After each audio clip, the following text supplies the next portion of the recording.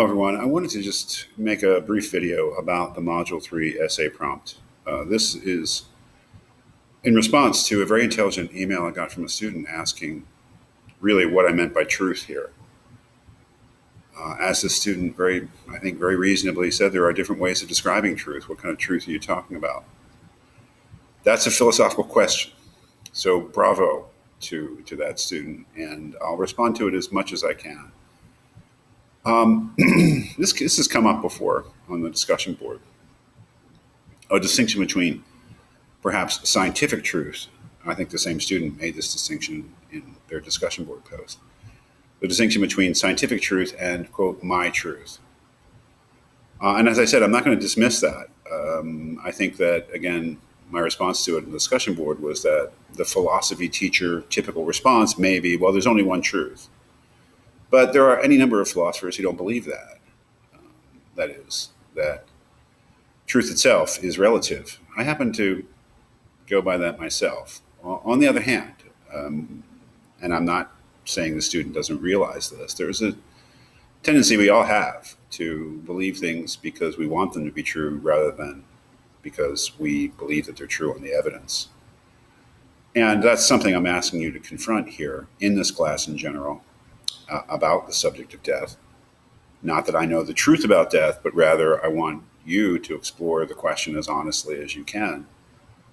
What is the truth about death? And we are really getting down to a pretty serious question here in the opposition between Heidegger and Landsberg. And I tried to point up and emphasize that opposition in the way that I titled this unit of the course, A Being Towards Death or A Being Beyond Death.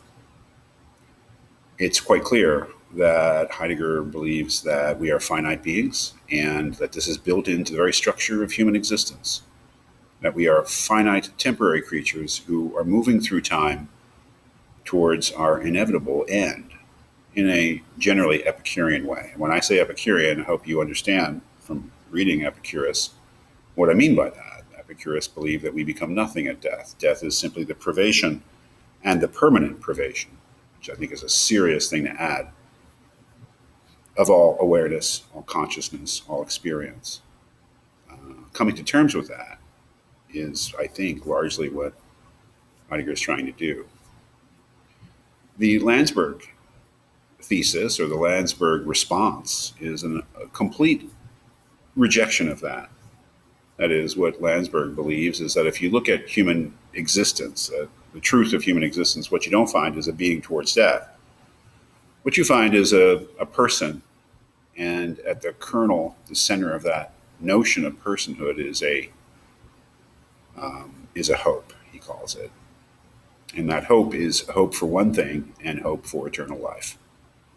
So Landsberg believes that in the very structure of our existence, contrary to Heidegger, we find a demand for eternal life, for survival of death, that death is not the end.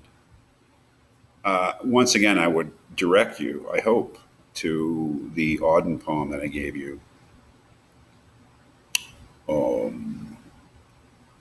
We are created from and with the world to suffer with and from it day by day. Whether we meet in a majestic world of, as you say, ordered measurements, or a dream world of swans and gold, we are required to love all homeless objects that require a world.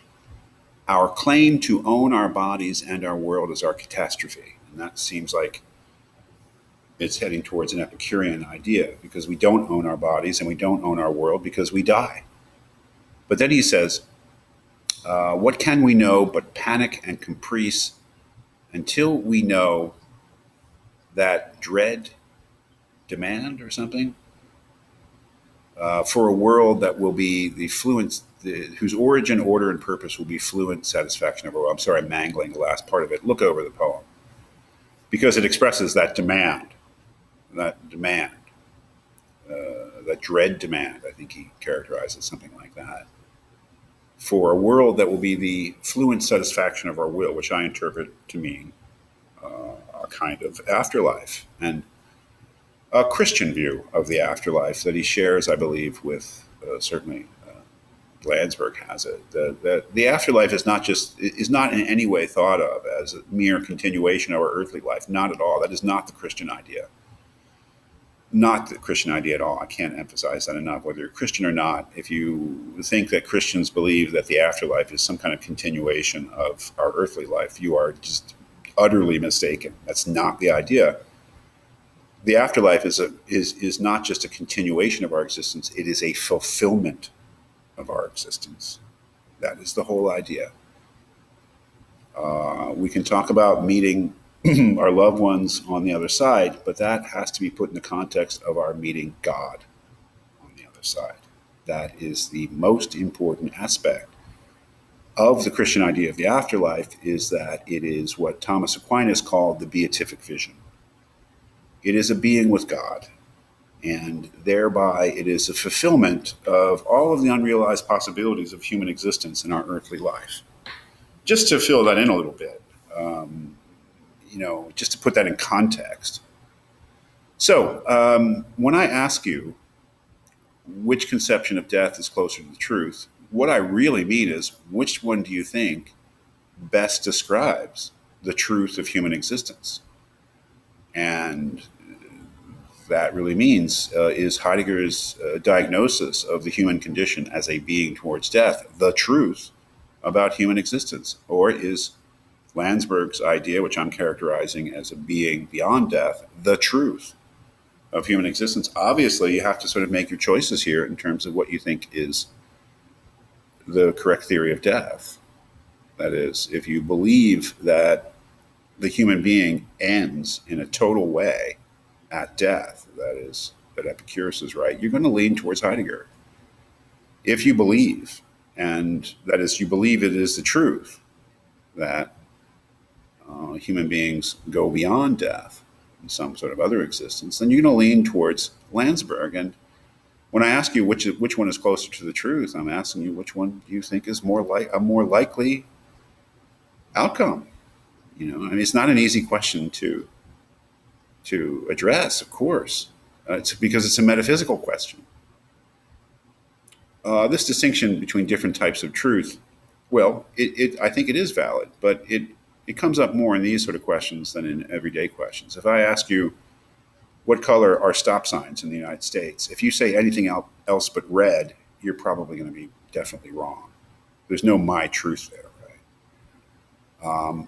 If you ask me, do I have to file federal income tax? I made $50,000 last year. I'm going to say, yeah, you do. And if you say no, it's my truth that I don't, well, you're going to get in trouble with the IRS, right? So in some cases, there's really no my truth as opposed to the truth. But when it comes to metaphysical questions, that's where it becomes fuzzier. Because the truth of the matter is that the opposition between Heidegger and Landsberg, or the opposition between Plato and Epicurus, is not one that we can resolve by simple reference to something in the world. If somebody comes up to me and says, hey, you're an American, I hear that all the mailboxes in America are green, I can relieve them of that misimpression by pointing out, if we walk down the street, that they tend to be blue, and I probably aren't any green ones, really. But if somebody says, hey, I hear you believe in an afterlife, hey, it's not true, there isn't any, we all end at death. Well, I mean, how do you resolve a question like that? The only thing I can tell you is, it's obviously much more difficult, but we don't abandon reason because it's difficult. That is, if you believe that Heidegger is closer to the truth, give your reasons and make those reasons not something which is purely personal, because you can do better than that.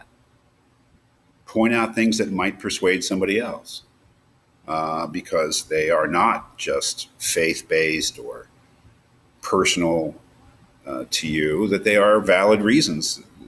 And if you believe that Landsberg is wrong, then or believe that Landsberg is right, then do the same for that. It doesn't matter which one you choose. What matters is what kind of reasons can you give in support of your choice. And there, I think we're forced to go beyond my truth as opposed to the truth, because after all, what we're trying to get at whenever we're we're talking about my truth or our truths, is something based on the truth. So it's a difficult thing to negotiate, but let me just tell you that the question of truth aside, the idea of giving reasons, giving strong reasons in support of your choice is really what you should be focused on. So it was a good question from the student, and I wanted to address it as best as I can because of the difficulty of the issue.